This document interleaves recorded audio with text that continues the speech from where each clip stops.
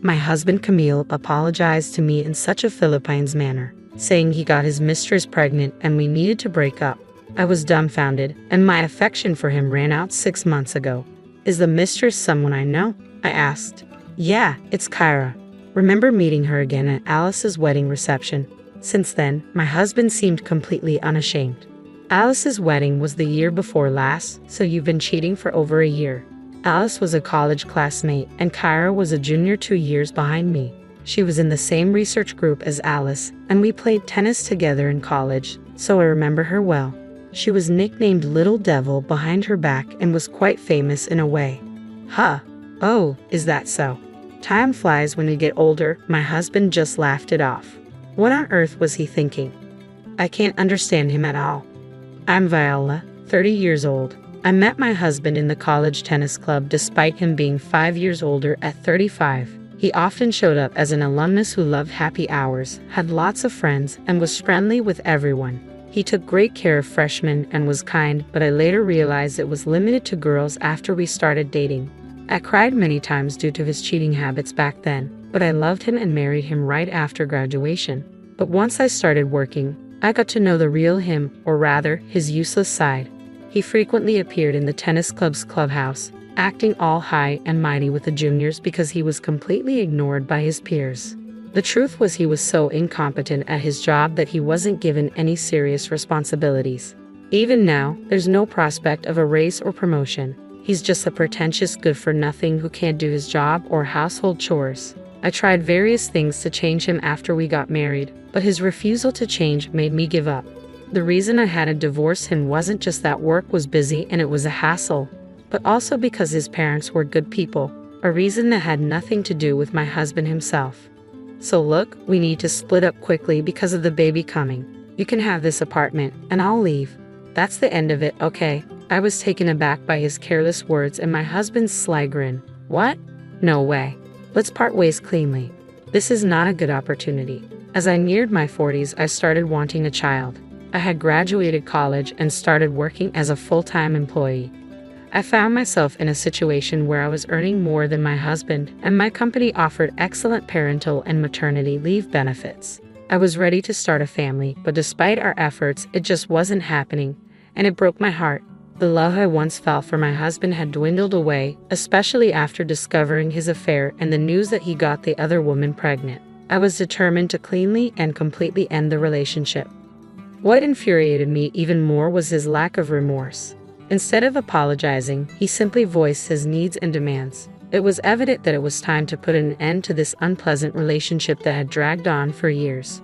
We would involve a lawyer, ask for compensation, and divide our property. And of course, we would expect something from Kyra as well. However, when I voiced my concerns about the financial aspect, my husband callously suggested that I take on the debt myself since it was his affair that caused the separation. When I glared at him, he relented, admitting that he might need his father's help to cover the expenses. I proceeded with the divorce proceedings and hired a lawyer. Despite multiple calls from my in-laws pleading with me to reconsider, I remained steadfast in my decision. Even my father-in-law broke down in tears, acknowledging that if I left, it would spell the end for him.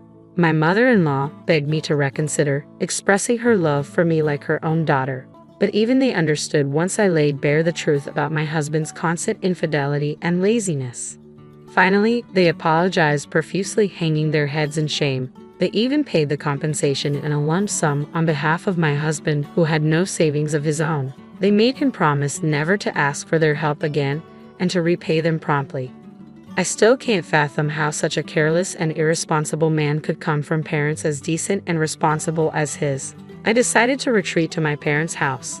The divorce proceedings, which I had anticipated as a hassle, wrapped up faster than I expected. Returning to my recently relocated family home, 6 months flew by. I found myself consumed by work on weekdays and occupied with household chores on weekends, leaving little room to dwell on my ex-husband. Then, out of the blue, my best friend Alice called, seething with anger from the moment she started speaking. Viola, did you know your ex-husband Camille and Kyra? They're living it up in a new high-rise apartment, flaunting their wealth everywhere.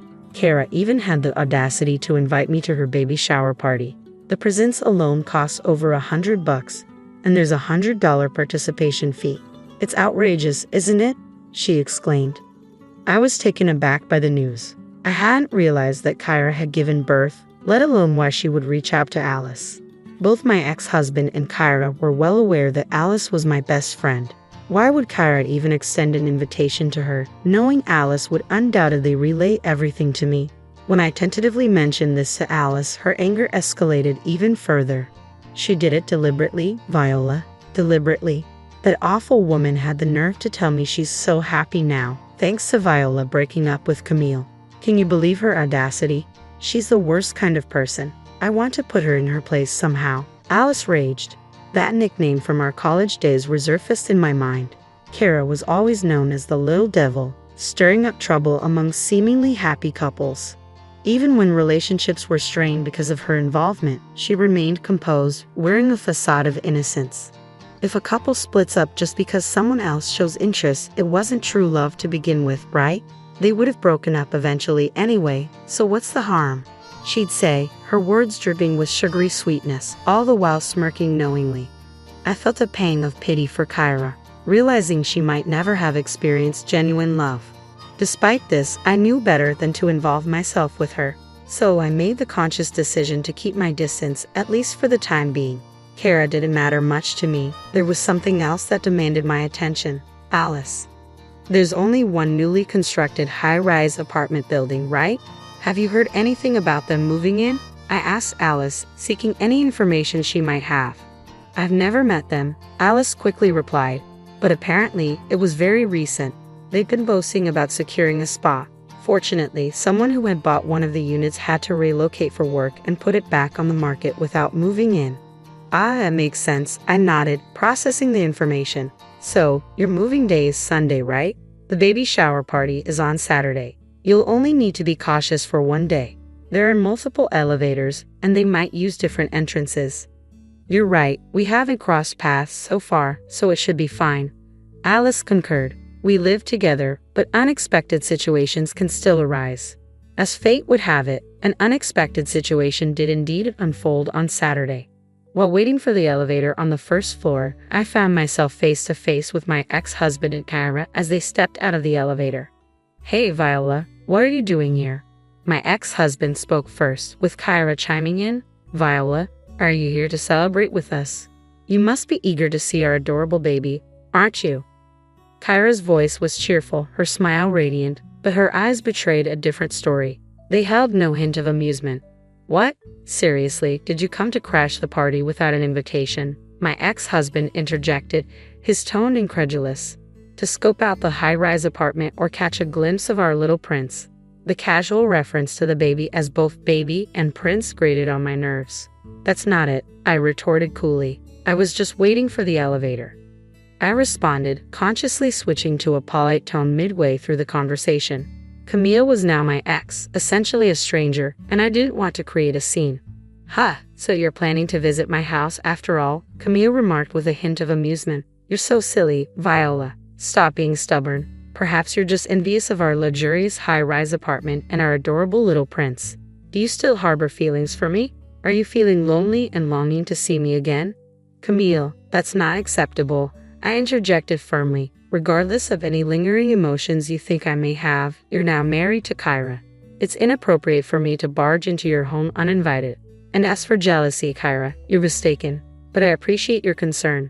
Camille continued, dismissing my words. Sorry, Viola, but Kyra and our son are our top priorities now. You're not welcome here.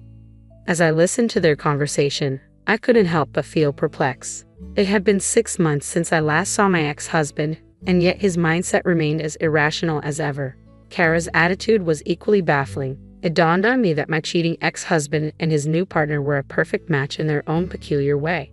Reflecting on it, I regretted wasting my precious 20s on Camille. I'm utterly ashamed of my past with Camille, wishing to bury those memories deep in darkness. If only I had ended things sooner without making excuses, I wouldn't have to endure this nonsense from my ex-husband and his partner. My words seemed to strike a nerve with Camille, who retorted, What's that? You're really lacking charm. Learn from Kyra. Even her jealousy is endearing. She's just given birth, yet she still takes the effort to look stylish for me. Don't you find her admirable? Not at all embarrassed. I replied calmly. I was simply going to the grocery store. I was dressed in a plain white t-shirt and jeans, clean and presentable. That's the problem. I grew tired of your simplicity. Camille snapped. Enough already. We have nothing to do with each other. Just go home. Annoyed by his dismissive tone, I retorted, actually, this is my home. Seeing their disbelief, I had to explain. I've been living with my parents in this high-rise apartment for 6 months now. My father was approached by salespeople when talks of selling the land he owns arose. They suggested that living in a high-rise would be more convenient, especially as he's getting older. While it's not entirely our land, we received a substantial sum from selling it. During negotiations, we were able to move into one of the higher floors for much less than market value. Camille was taken aback. You're landowners with that much money. If I had known, I wouldn't have agreed to the divorce. Give me back the compensation money. There's no need for a property settlement, I replied firmly. The compensation was a result of your affair, and the property settlement was a matter between us as a married couple.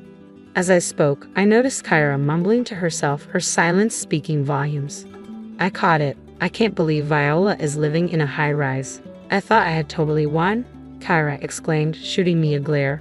But Viola, you don't have a baby or a loving partner, do you? I haven't lost yet. Look, Kyra, I was never competing with you, I replied calmly. In fact, I'm thankful to you for giving me the opportunity to break up with Camille. Oh, and I'm moving out of my house tomorrow, so I don't think we'll see each other again. What? Why? You just moved into a high-rise, they both exclaimed in surprise. I shrugged, explaining, maybe it's a matter of different values. It just wasn't a good fit for my family. I found living in a high-rise unsuitable for hanging laundry outside. There are no balconies on the higher floors for safety, and only some windows can be opened. It wasn't suitable for my mother and me, who preferred drying laundry and bedding in natural sunlight and wind without using a dryer. Plus, the intense sunlight made it too hot even with the air conditioning on. The building also shakes quite a bit during even a magnitude 3 earthquake. It's designed to sway to prevent collapse, and the higher floors shake more. It was terrifying. Most stressful of all was the daily elevator ride. It gets crowded during the morning commute, and it takes time since it stops on each floor.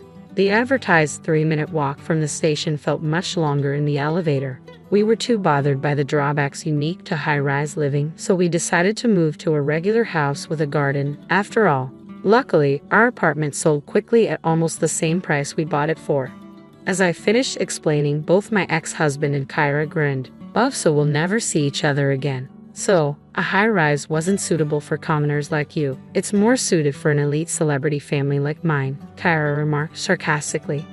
I couldn't comprehend how he arrived at that conclusion, but one thing became abundantly clear. What I grew to despise and ultimately gave up on was that facet of you, pretentiousness without substance, an unwillingness to change or exert any effort. I reached my breaking point with you, but it's alright now. You're beyond repair, so goodbye, I repeated, echoing my ex-husband's own words back to him. Stepping into the just-arrived elevator, I glanced at Kyra, who was glaring at both my astonished ex-husband and me. Right before the doors closed, I added one final remark. By the way, are you sure the child is truly yours? My ex-husband looked utterly perplexed, prompting me to clarify. I mean exactly what I said, right, Kyra? You understand what I'm implying, don't you? As the doors closed, I didn't know what transpired next in reality. However, during our struggle to conceive, I underwent tests at the gynecologist, which revealed no issues on my end. I began to suspect the problem might lie with my husband, but he adamantly refused to get tested. Hence, I delivered that incendiary parting shot. Later, I heard from a mutual friend who attended Kyra's baby shower. Despite boasting about their high-rise lifestyle, my ex-husband and Kyra were residing on the 3rd floor. Additionally, despite their extravagant demands for gifts and participation fees, only cheap snacks from the grocery store were served. When a friend voiced a soft complaint, Kyra reportedly exploded, demanding gratitude for the chance to see her baby up close and insisting on payment. This sparked a heated argument between my ex-husband and Kyra, leaving their gathering in disarray. Thanks in part to my earlier cryptic remark, it was revealed that my ex-husband and Kyra had moved into a high-rise but were struggling financially, attempting to swindle money from their friends through fabricated reasons. Their deceit caused outrage among their friends, who promptly left. Meanwhile, my family and I settled into a single-family home with a garden, where I recently welcomed an adorable kitten. Our former high-rise was embroiled in controversy due to significant defects and illegal construction methods, making it unsellable. Reflecting on our situation, we realized we were unexpectedly fortunate. Now, I find solace in my severed ties with my ex-husband and cherish the tranquility of my peaceful days.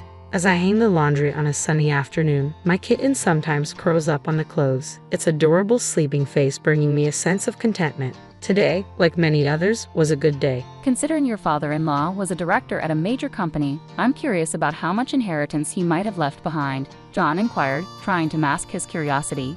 I sighed internally but maintained a cheerful smile. I heard it's $54,000, I replied. John looked shocked.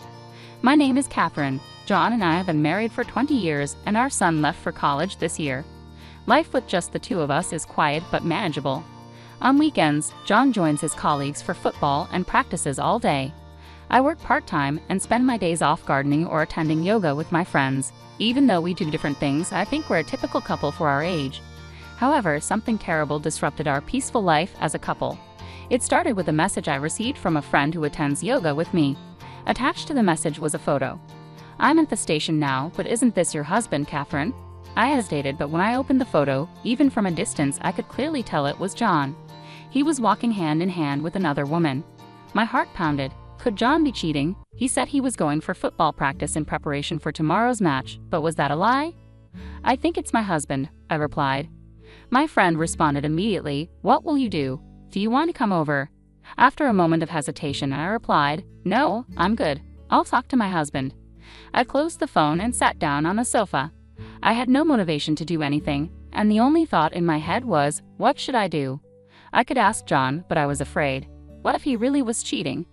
Thinking of divorce, especially when I only have a part-time job to support myself, made me think that I couldn't possibly go through all that. If I pretended not to know, I could continue living a peaceful life like before, but the idea of pretending and the ambiguity bothered me deeply. I don't know how long I sat like that, but I was jolted back to reality by the sound of the front door. It was already 7 in the evening. What's wrong? Why haven't you turned on the lights? John asked, surprised, as he turned on the living room lights. Oh, sorry, I fell asleep, I said. John laughed in disbelief and began washing his uniform in the washing machine.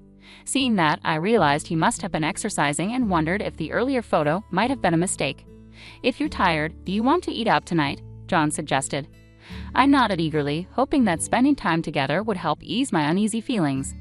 Did you stop by anywhere else today besides football? I asked. Not really. Why? He responded. Just wondering. You mentioned wanting new shoes recently, so I thought you might have gone shopping for them. Oh, I haven't bought them yet, he said. With that, our conversation ended. The John in front of me seemed just like how he has always been.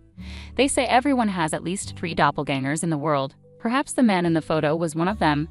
However, once I began to suspect him, it was difficult for me to stop. I often found myself duping him during his late-night overtimes or sudden overnight business trips. Bad things do happen. One day, on my way home from my part-time job, I stopped by the supermarket to buy ingredients for dinner. My phone rang, and I took it out of my bag, stepping into a less crowded aisle. The name displayed on the screen made me frown. It was my brother's name. Though I occasionally communicated with my sister-in-law during events like our children's school enrollments or graduations, I hadn't spoken to my brother in years.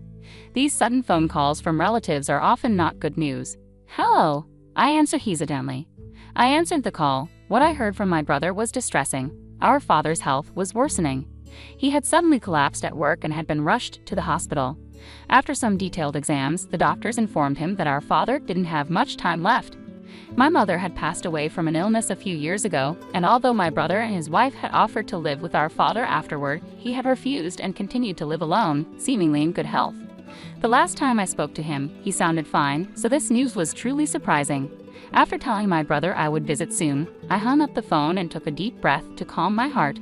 When I told John, who came home from work that night, he looked really sad. I see, your father. Don't worry about things here, you should go see him, John said. Encouraged by his words, I went to see my father the next day. Dad, what happened? Are you okay? I asked. Oh, Catherine, I suddenly felt dizzy and couldn't get up. It must be old age, I guess. Sorry for making you worry, he said. His usually loud and boisterous voice sounded weak, causing pain in my heart. Though he looked pale, he didn't seem critically ill. "Catherine, did something happen? Did you and John have a fight?" he asked suddenly. Taken aback by his question, I didn't know how to respond. My father gave a wry smile. "You're just like your mother, holding things in. Live as your heart desires." Not knowing what the future holds, for a parent, seeing their child's smiling face is the greatest happiness. Realizing the truth in his words, I was deeply moved. Although I wanted to talk to my father a little longer, he told me he was tired, so I decided to leave for the day. The visit lasted only about 15 minutes, but just thinking that he could be so exhausted from such a short time made tears roll down my cheeks. As I sat on the sofa near my father's room, waiting for my tears to stop, a man in a white coat sat next to me. "Are you here to visit your father? I'm the doctor in charge." "Oh, I'm so sorry. How embarrassing," I said, quickly taking out a handkerchief to wipe away my tears. Taking a closer look at the doctor, he seemed to be around my age with a kind face that made me feel at ease. "It's all right. It must have been a shock for you. Do you have any questions?" he asked. With his encouragement, I started to ask various questions about my father's condition and what to expect in the future. Despite repeating the same questions multiple times, he never looked annoyed and explained everything in detail until a nurse came, saying, "Sir, we need you." Thanks to him, even though I still felt sad, my heart was somewhat at ease. After returning home and recalling my conversation with my father, I decided to call the friend who had sent me the photo. I wanted to discuss the suspicions I had about my husband's affair. "I've been worried I might have done something unnecessary by telling you that. I'm sorry for causing you pain," my friend said. "No, I'm glad you told me. I've finally come to terms with John's suspected affair, but I have no idea what to do," I confessed. Chuckling, my friend shared some advice. "Actually, my husband is a lawyer. He said there are many clients consulting him about divorces due to affairs. I'll ask him for advice." Hearing this, I felt comforted knowing I wasn't the only one struggling. My friend immediately took action, telling me it was best to gather evidence of the affair and that I could use a private detective agency to do so. She even recommended a few agencies and offered to go with me if I felt anxious, making me realize how invaluable true friends are. From then on, between visiting my father and working part-time, my days were quite busy. At the same time, my husband started saying he was getting busier with work. Overtime and business trips noticeably increased, and his suspicious behavior had me eagerly awaiting the investigation results. 2 weeks later, I finally received the awaited results at the detective agency. The investigator hesitated before speaking. "It's true that he's having an affair." Surprisingly, I accepted the reality without panicking or feeling devastated. In fact, knowing the truth brought a sense of relief, dispelling my previous uneasiness. They showed me numerous photos and explained his activities over the past 2 weeks. There were also audio recordings, and the situation was worse than I had imagined. To begin with, his football games were only once a week, always in the morning for just 2 hours. The other employees always headed home right after the game, as they had families waiting. However, John spent all his remaining time with his mistress. At times, she would even wait for him at a diner near the football court. He deliberately washed his jersey, claiming he used it during the game, to ensure his lie wasn't caught. All his claims of overtime and business trips were fabricated just to spend time with her. The most shocking audio recording revealed him discussing with his mistress about getting a divorce once he inherited his money, predicting my father's passing in a month or so. They had already discussed pre-booking an apartment near the train station. His recent busyness was related to preparing for their new life together, making reservations for furniture and appliances, and even planning a premarital trip next month. All this left me feeling dizzy. The fact that my husband was eagerly waiting for my father to pass away destroyed any remaining love or affection I had for him. My only feeling was the increasing desire to divorce him. I paid a significant amount to the detective agency, took all the data, and decided to leave it with my friend for safekeeping. When I mentioned hiring a lawyer, they immediately agreed and offered to introduce me to someone they knew. However, I had used all my money on the detective agency and was hesitant to touch our shared finances. After some contemplation, I decided to swallow my pride and consult my brother about it. "Why didn't you come to me sooner?" he exclaimed, annoyed. Thankfully, he generously offered to cover the expected legal fees. I had a meeting with a lawyer and discussed my desire to work full-time or as a regular employee at my part-time job. I was told they could hire me as a contract employee, which gave me hope regarding my financial situation. With everything now in place, I started thinking about how to broach the subject of divorce. One midnight, I received a call from my brother. He was calling to tell me that our father had passed away. I woke up John, and we rushed to the hospital. John briefly visited my father, greeted my brother and his wife, and said some comforting words to me. He then returned home by himself. Everything after that happened so quickly that I can hardly remember. There was the wake, the funeral, meeting our relatives, and basically, I had no time to grieve. Even after the funeral, there was the matter of sorting out the house, discussing inheritance, and handling the legal aspects of my father's estate. My brother, his wife, and I were all exhausted. John, however, kept saying he was busy with work and didn't help at all. Despite my father having just passed away, John went out to play football on the weekend. My brother and his wife were visibly frustrated, but they knew about my intention to divorce him and refrained from saying anything. With so much going on, I had to postpone the divorce. It wasn't until about 6 months later that things took a major turn. Finally, all procedures related to my father were completed, and the inheritance amount was confirmed. By the way, has your father's inheritance come through yet? John asked. It's scheduled to be transferred tomorrow. Why do you ask? I replied. Well, your father was a director of a major company. I was just curious about how much inheritance he'd leave behind. John tried to sound casual. I sighed internally but hid my true feelings and just smiled brightly. I heard it's about $54,000. That much? He exclaimed. Yes, Dad must have worked hard to save that much. I just got a call today from the lawyer saying everything's ready. It'll be transferred tomorrow, so maybe we can go out and eat something delicious to celebrate, I said, emphasizing the fact that it would be transferred the next day. John seemed lost in thought. The next day after John had gone to work, I conspicuously placed the bank book on the desk. When I returned from work, as expected, the bank book was gone, and instead, a signed divorce paper was there. I hadn't anticipated things to go this smoothly, so while thinking he took the bait, I headed to my lawyer handling my divorce and explained the current situation. I decided not to return home, instead heading straight to my family home where my father had passed away. Most of my belongings were already there, and the things where I lived with John were shared, and how to handle them would be decided later. Probably John and his mistress would end up living there. Having already submitted the divorce papers, there was no reason to contact my estranged husband. The only thing left was a potential claim for damages for his affair from my lawyer. However, since they couldn't contact him, nothing could be done at the moment. But 3 days after I returned to my family home, I received a call from John. Catherine, what's going on? There's no money in the bank account. Where's the inheritance and where are you? John demanded. Inheritance is mine. Why would you use it? I decided to play dumb for the time being. By asking about my whereabouts, it seemed John had returned to our home. I needed to contact my lawyer immediately. Anyway, why isn't the $54,000 in your bank account? Did you take my bank account? John asked. I was planning to change the account for my salary deposit, but it disappeared. I've been looking for it. Don't mess with me. We're married, it's a shared asset. You should share it with me. I wished he wouldn't yell over the phone. It hurt my ears. The inheritance is an individual asset, not a shared one. Plus, I've already filed for divorce. We're no longer a married couple. Please stop contacting me. I won't return home. It's okay for you to live there with your mistress. I could hear John catching his breath, but I hung up and immediately relayed his whereabouts to the law firm. That night, I received several calls from John, but I ignored them all and enjoyed a drink by myself. Having endured the suspicions of his affair for almost a year, I deeply appreciated the peacefulness I was experiencing. After a good night's sleep, I checked my phone and was shocked at the sheer volume of missed calls. I assumed my lawyer must have contacted him, causing him to panic. Hesitantly checking the messages, some were aggressive, like, "What do you mean by damages for the affair? If you knew, you should have said so." Others were apologetic. "Catherine, I'm sorry. It was my fault. I want to talk things over." Without replying, I left my phone behind and headed to work. In my bag was a new phone with a number John wouldn't know. This would be my main phone from now on. I had John's personality figured out, so I was well prepared. Later, my lawyer informed me that John insisted on discussing this face-to-face, so I decided it was time for a confrontation.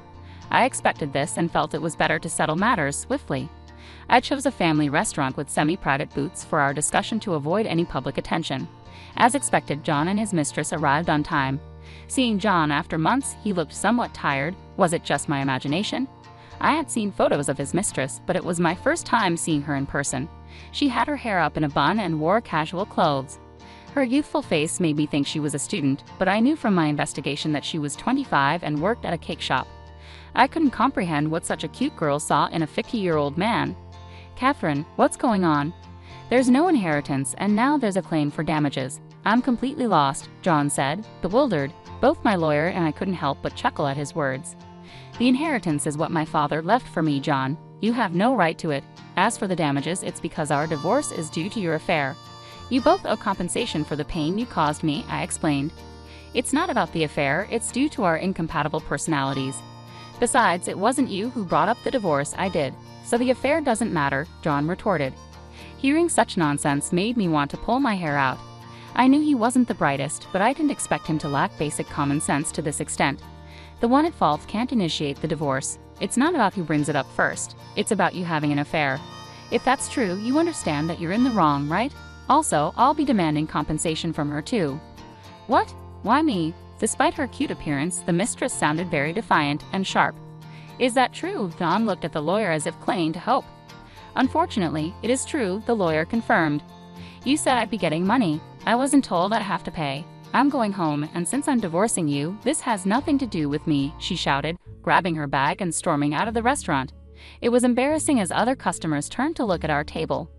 We know where she works, so it'll be fine, the lawyer said with a reassuring smile, causing John's face to go pale. Perhaps he realized he couldn't escape. You know, that girl is quite headstrong. She used to be a good girl when we were having an affair. She was always smiling around me and would cry, saying she'd miss me when it was time for me to leave. John rambled. Even though he was talking about their affair, I didn't know how to react. After we started living together, her cooking wasn't great, and she constantly wanted new bags or clothes. It was cute at first, but being married to her was not what I expected. Even though they'd only been remarried for about a month, complaints about her started pouring out of John's mouth. I've realized something. I've always been comparing her to you, Catherine. You're skilled at housework, great at cooking, and you always waited for me to come home without a single complaint. So would you consider giving us another chance? I was left in disbelief, unable to keep my mouth shut. I never anticipated this turn of events, and even the lawyer seemed too stunned to speak. There's no way. Come on, I'll change. I promise I'll never cheat again, John pleaded. You cheated on me while using the excuse of being busy at work, didn't you? How can I believe anything you say? I countered. John lowered his head, repeating, I want to start over. You said you were busy with work when my father was dying. He was in critical condition for about a month, but you never visited him even once. Even though I was having a difficult time, you were cheating. After he passed away, were you just waiting for the inheritance? I noticed our drawer being opened several times where we kept our bank book. You probably planned to leave once the inheritance came in, right?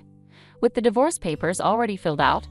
As I listed each fact, John began to tremble. He probably never thought he'd get caught. You had a reservation to buy a nice apartment already, right?